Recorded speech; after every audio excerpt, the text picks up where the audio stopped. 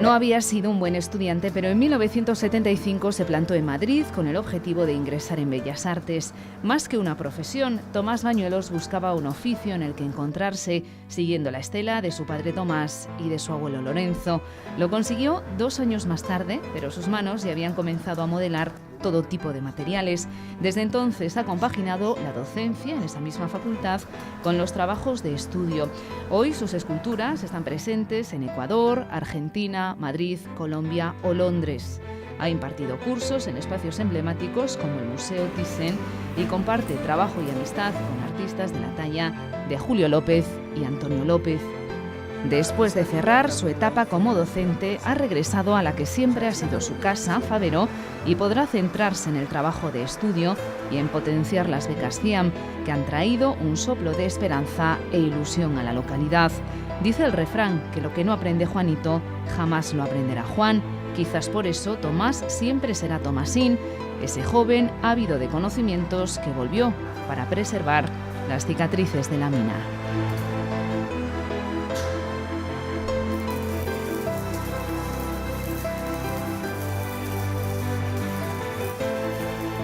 Tomás Bañuelos, bienvenido. Hola, ¿qué tal? Ciudadano ya a tiempo completo de Fabero. Pues sí, hombre, todavía no creo que rompa mi vida la vinculación con la Facultad de Bellas Artes. Pero bueno, ahora hago la inversa. Ahora estoy más tiempo aquí y menos allí. Y bueno, pues ahora comienza mi andadura como becario del Estado para trabajar en mi obra. Ahora te centras más en el taller. Sí, estoy preparando este espacio, creando un espacio acogedor, porque una nave industrial no deja de ser un sitio poco amable con el mundo del arte, aunque es un sitio afín donde parece que los artistas nos venimos arriba, nos inspiramos, pero luego a la hora de crear el artista necesita un espacio más cálido y rodearse de sus cosas, de sus amigos, de sus antiguas obras y casi pues estoy como comenzando de nuevo. Supongo que ha echado la cuenta. ¿Cuántos años suma vinculado a la Facultad de Bellas Artes de la Complutense?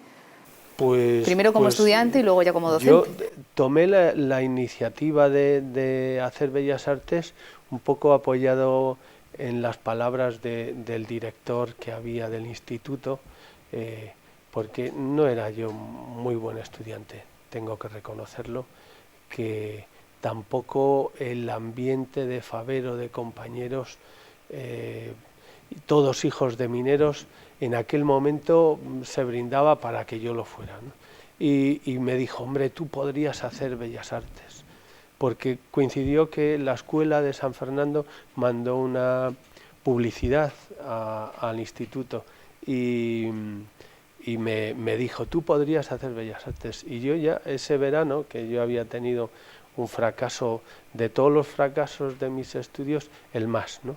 Y había suspendido en sexto varias asignaturas y me fui a hacer el examen de ingreso allí, que bueno, que por cierto suspendí también porque no tenía, aunque yo creía que era buenísimo, pues no alcanzaba para nada los mínimos que se pedían en la escuela. Ingresé a la tercera. Ahí eso estamos hablando del año 75, que fue mi primer examen de ingreso. ¿Y cómo fue el salto de Fabero, que aunque era un pueblo muy diferente al que es ahora, con mucha vida, mucho bullicio, pero cómo fue ese salto de Fabero a Madrid y además a una facultad de artes que tiene además una connotación cultural pues diferente a otras universidades? Entonces era Escuela de Bellas Artes y yo ingresé en el 77, 78 y terminé en el 82.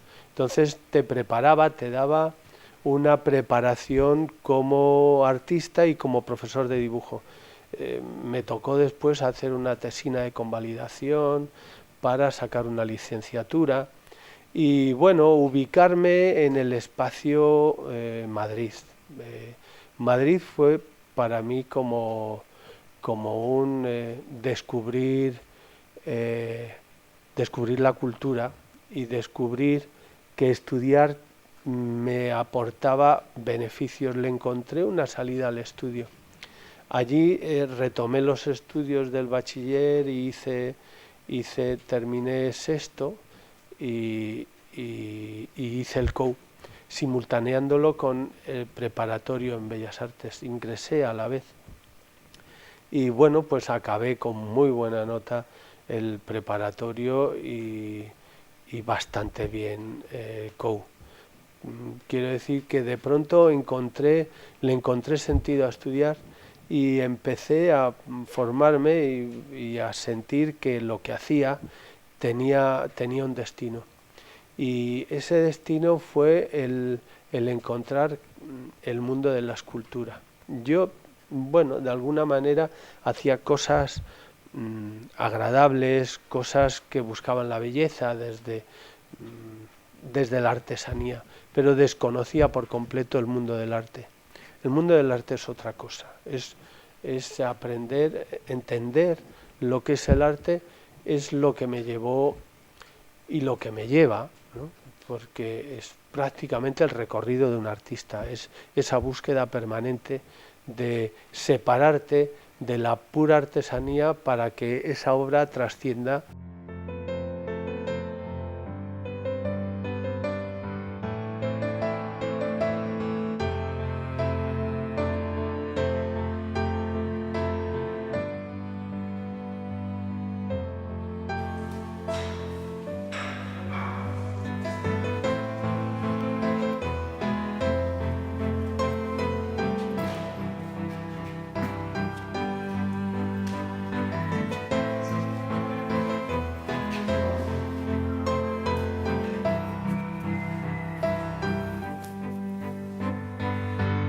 Y en ese proceso vital uno pasa de ser un mal estudiante a convertirse en docente, que es un salto importante. Pues sí, ¿quién lo iba a decir?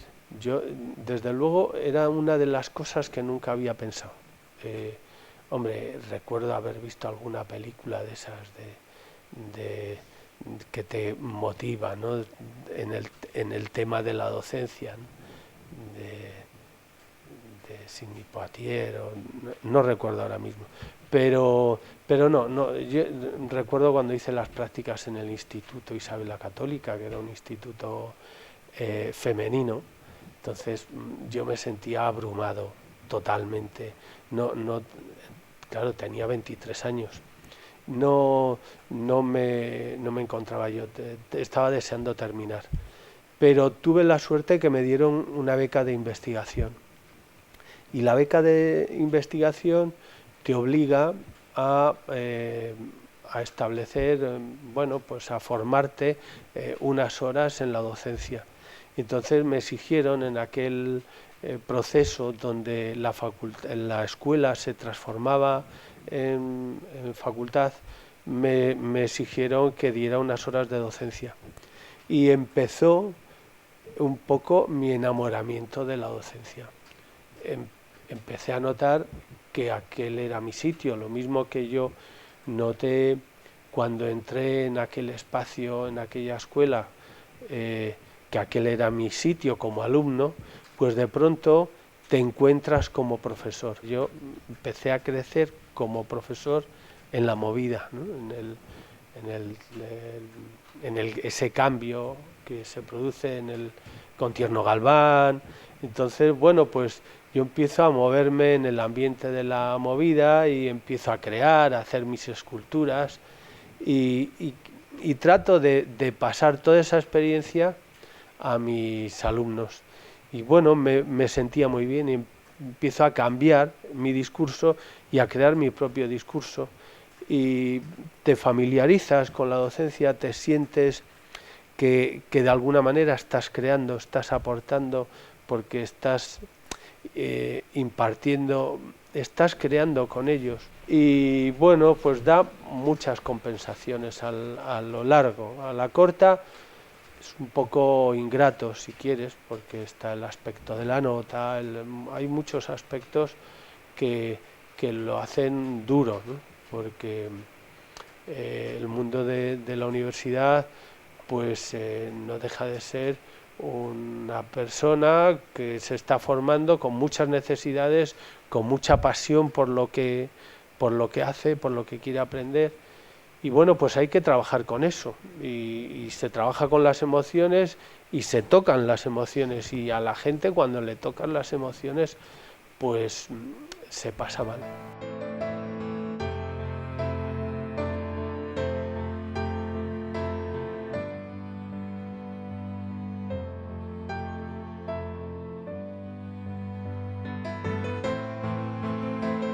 Eres el primer escultor de la familia, pero no el primer artesano. Tu abuelo era carpintero, tu padre también, trabajaban con la madera. No sé si a lo mejor puede venir un poco por ahí. Hombre, claro, mi formación en ese sentido, yo creo que, no voy a decir que detrás de cada paisano o paisana o cada persona de pueblo, del mundo rural, no deja de haber un artesano, o sea, está perfectamente vinculado y arraigado en el mundo del pueblo, el que la gente se haga sus cosas. Eso nos viene en la genética. Entonces, ¿qué ocurre? Que esas cosas, pues de vez en cuando, pues hay gente como que trasciende, y que esas cosas que hace son más lúdicas, no solo están al servicio de la necesidad, no es el gallinero, el banco, el asiento para el escañil que se fabrican, sino es algo más, ¿no? Ahí tiene un adorno, tiene algo que tiene esa cosa lúdica que le hace formar parte de lo no necesario estrictamente. Y esa parte lúdica, ahí donde el hombre, o sea, la persona se realiza y quiere aportar, quiere poner su granito de arena más allá de lo puramente necesario y útil, pues ahí es donde empieza a haber esa transformación, ¿no? Donde quiere aportar. Y yo recuerdo que, bueno, pues mi abuelo, que tuvo una formación, porque era minero, pero en la cárcel, que estuvo mucho tiempo, tenía muchas horas libres, y en esa cárcel había gente muy preparada, había artistas, y tuvo una preparación no solamente también en cuanto a artesanalmente, ¿no? Sino culturalmente, ¿no? Pues ahí se forma, y entonces en los poco tiempo que tenía libre, porque estar pues entonces en los barracones, estar preso, salir a trabajar todos los días, cuando empieza a salir y a construir su casa, bueno, pues hay esa formación de familia donde todos aportan, todos hacen, todos los hermanos, y empieza a haber niños, y los niños vemos cómo se hace, y los inviernos sabemos que son muy largos y muy fríos, y ahí en torno a la cocina de carbón que había antes y de leña, pues ahí pues mi abuelo tallaba las raíces y algún cuerno de algún asta de vaca que le traían, y hacía también con muy pocas herramientas pues un estilo de culata de escopeta, ¿no? que le traían los cazadores, y que es una herramienta muy sofisticada para las 4 o 5 herramientas que él tenía, ¿no? y tenía un éxito formidable. Entonces, pues para mí era envidiable ver que de un cacho de madera, de una raíz, pues salía un león luchando con una serpiente, y entonces aquella cosa me fascinaba, ¿no? Era como una magia que me abrumaba, y yo me ponía ahí al lado de él con una navajilla que él me dejaba, y bueno, pues no te cortes, y me decía, Tomasito, paciencia, Tomasito, y yo tallaba ahí mis cosas. Barracones a los que iba la abuela Paca a verle, ¿no? Y a llevarle la comida. Sí, sí, sí, sí. Ahí iban, bueno, la abuela Paca tenía que trabajar, ahí mandaba a los niños, iba mi padre con una tarterina que él aportaba la comida que le daban, desde luego, una comida básica, les daban una lata de harina bastante apolillada y bueno, pues alguna castaña, depende de las temporadas, ¿no? Pero el primer año, desde luego, mi abuelo siempre contó que pedían permiso para salir y recoger hojas de castaño para cocer con la harina para no pillar el escorbuto. O sea, fue una etapa durísima, ¿no?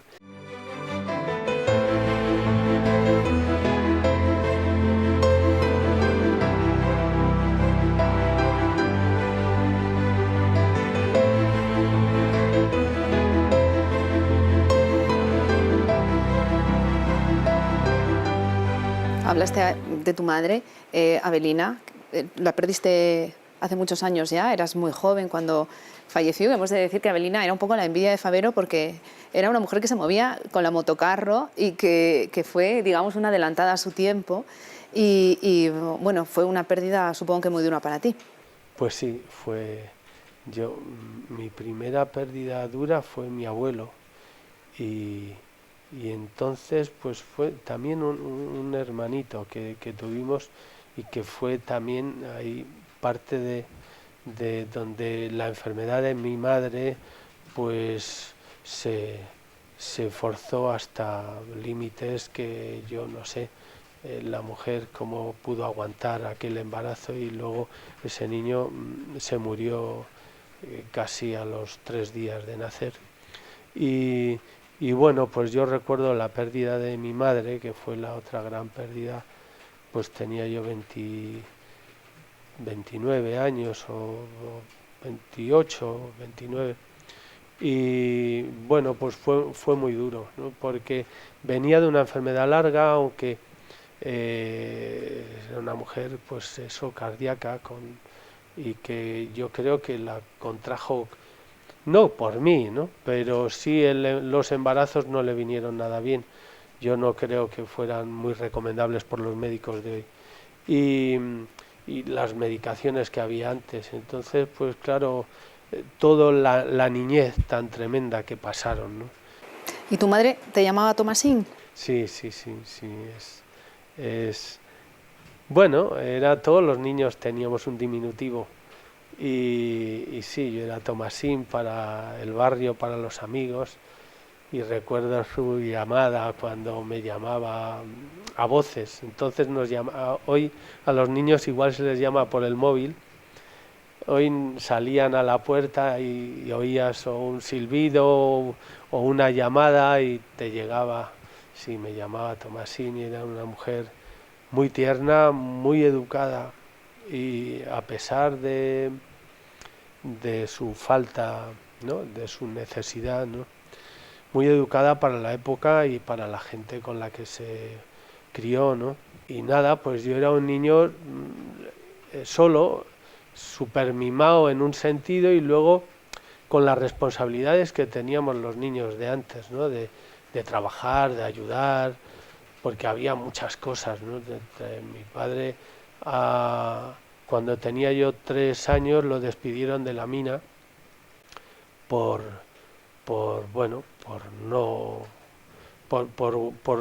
pertenecer a la lucha obrera y a la lucha minera. Entonces no había sindicatos, pero sí había lucha, siempre la hubo. Y entonces en esa lucha, pues mi padre estaba muy señalado por ser hijo de quien era, y a mi padre pues siempre, desgraciadamente, con la represión, a nada que había una revuelta, lo llevaban al cuartel, porque sí. Y bueno, pues allí, pues desde luego no le trataban nada bien. Era un poco una época durísima. Y inmediatamente tuvieron que hacerse con una tienda y empezar una tienda con un traspaso y empezar la vida pues desde cero. Mi madre pasaba puntos a las medias, que era una forma de vida antes, que ya ves, con eso, pues yo creo que amortizó malamente la máquina que le vendían para quitar las carreras que se hacían antes. Hoy se hace una carrera y la tiras, pero antes era un artículo de lujo tener un par de medias. Por favor, claro, ¿quién tenía unas medias, ¿no? Y entonces yo recuerdo a mi madre con una maquinita que hacía un ruido, era un compresor, y y se pasaba horas sacando puntos a las medias. Y luego pues la tienda, pelar pollos. Hoy es muy fácil encontrar una charcutería o una pollería donde venden pollos. En Fabero todo estaba por inventar. No existían las pollerías, no existía el pollo. Empezó entonces a venderse pollos pelados. Antes los pollos se compraban vivos y mi padre fue de los primeros que introdujo lo de el pollo muerto. Entonces pues y pelado y como se encuentra hoy en la tienda, ¿no? Y bueno, pues toda aquella vida, ¿no? De la granja, de los cerdos, de conejos, había que buscarse la vida y buscarse fórmulas para...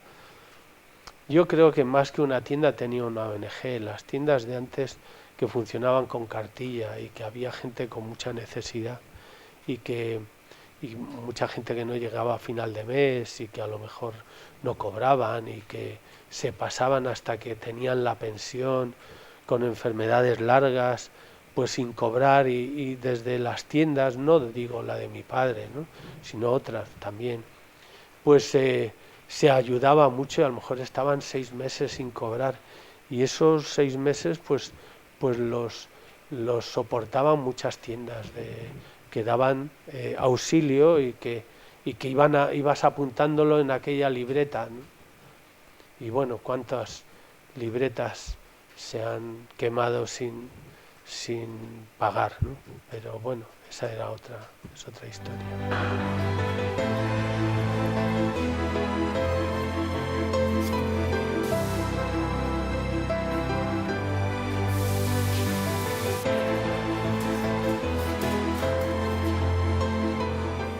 Y ahora, ¿en qué trabajas? Estás en Fabero, retirado ya de la docencia, aunque con un pie en Madrid, pero y en este taller que pusiste en marcha precisamente con la colaboración con Trueba, ¿no? Sí.